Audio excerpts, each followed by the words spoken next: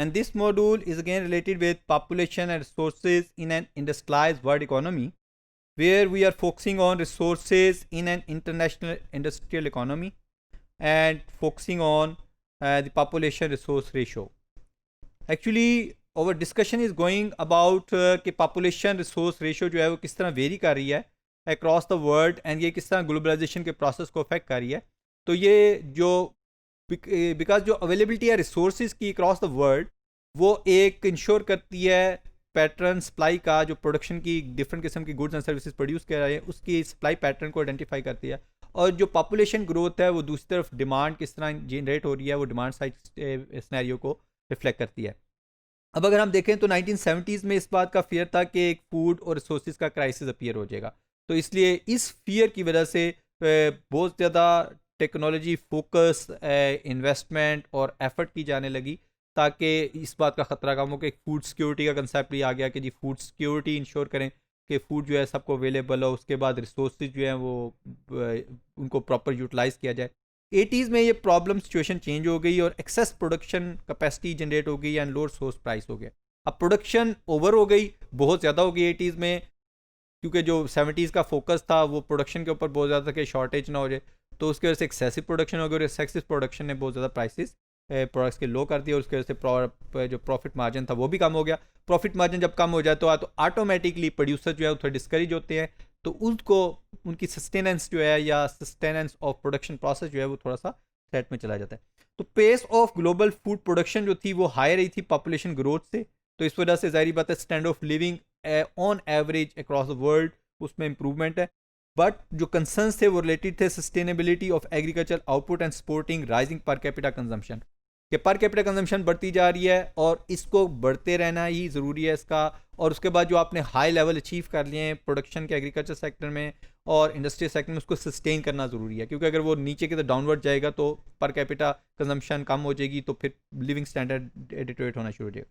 दूसरी तरफ जो एग्रीकल्चर मैकेनाइजेशन हुई और जो कमर्शलाइजेशन थी बायोटेक्नोलॉजी की खासतौर पे, जिसने बहुत ज़्यादा रिमार्केबल चेंज लाया एग्रीकल्चर सेक्टर में और स्टेपल प्रोडक्शन में, उसने वो एक पोटेंशियल जनरेट किया था फर्दर एफिशिएंसी का, कि एक फर्दर एफिशिएंसी मौजूद है क्योंकि आप बायोटेक्नोलॉजी के जरिए मैकेनाइजेशन के जरिए बहुत ज़्यादा प्रोडक्शन एक्सपेंड कर सकते हैं.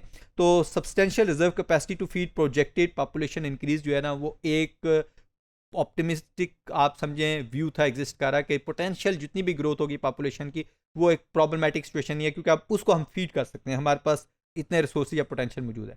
लेकिन यहाँ पे एक थ्रेट भी था कि शॉर्टेज होगी ऑफ नॉन रिन्यूएबल रिसोर्सेज की, और वो डिस्पियर्ड हो गया था ये, क्योंकि जो डाउट थे अभी भी एग्जिस्ट करते हैं. बेसिकली जो रिन्यूएबल रिसोर्सेज के ऊपर डिपेंडेंसी चूँकि वो कम हो गई, तो पहले तो ये था कि वो बिल्कुल डिप्लीट हो जाएंगे तो फिर क्या करेंगे. जैसे अभी हम कहेंगे पेट्रोल अगर ख़त्म हो जाता है तो फिर गाड़ियाँ किस तरह चलेंगी. तो इसका सिंपल सा फिनोमिना जो इलेक्ट्रिक कार्स के ज़रिए या सोलर एनर्जी बेस्ड व्हीकल्स के ज़रिए उसके सोल्यूशन डिज़ाइन हो, तो अब इसका मतलब है कि उसके ऊपर डिपेंडेंस कम हो जाएगी या ख़त्म हो जाएगी, तो ऑटोमेटिकली उसका सोल्यूशन निकल आता है. तो इसी तरह ये हुआ कि जो नॉन रिन्यूएबल सोर्सेज थे वो उसके ऊपर जो थ्रेट था वो डिस्पियर हो गया, लेकिन डाउट अभी भी एग्जिस्ट करते हैं, खासतौर पर कि शॉर्टेज या कॉस्टली ऑयल सप्लाई जो होगी वो किस तरह उसको आप मैनेज करेंगे.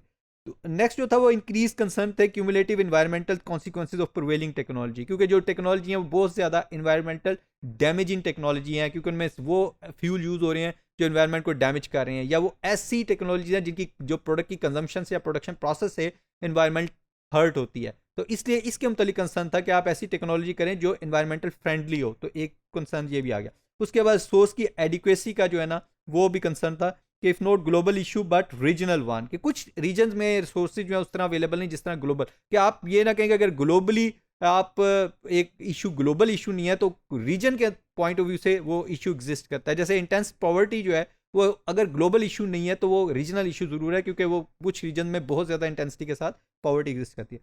तो regional population imbalances growth needs regional solution, इसलिए रीजन के बेस पे सोल्यूशन देने ज़रूरी हैं. अब इसमें रशिया जो है, यूरोप और नॉर्थ अमेरिका जो है उसमें देखें वेरी स्लो पॉपुलेशन ग्रोथ है और इवन डिक्लाइन हुई है फ्रॉम 1950 टू 2050 की पोटेंशियल वो जो आपकी फोरकास्टेड है या प्रोजेक्टेड है. और शेयर जो है इसमें 29.2% से एक डिक्रीज करके जो पॉपुलेशन शेयर है ओवरऑल वर्ल्ड में वो 7.2% पे चला गया. लेकिन दूसरी तरफ देखें तो रीजन में क्या हो रहा है, अफ्रीका की पॉपुलेशन शेयर जो है वो इंक्रीज कर गया फ्रॉम 8.7% से 23%.